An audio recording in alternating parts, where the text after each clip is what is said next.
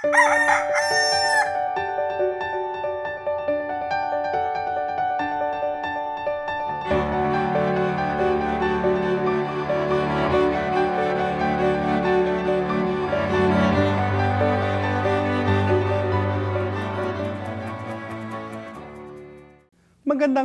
araw mga kapamilya. Magkapet pandasal muna po tayo. Ito po si Father Nono. Mga kapamilya, ngayon po ay kapista ni San Francisco Javier, ang magiting na Jesuitang pari na pinadala ng Roma sa Asya noong 16th century upang ipakilala ang pananampalatayang Kristiyano sa mga bansa rito.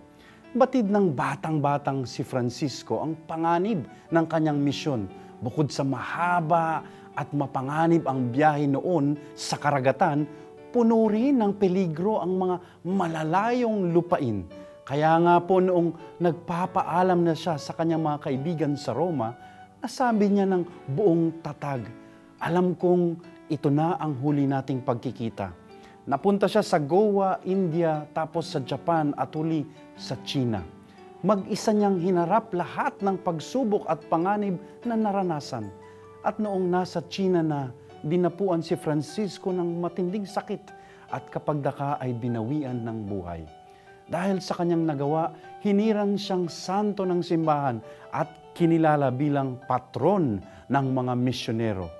Totoong matapang si San Francisco para magawa ang kanyang nagawa. Pero ang tunay na lakas niya ay ang pag-ibig ng Diyos.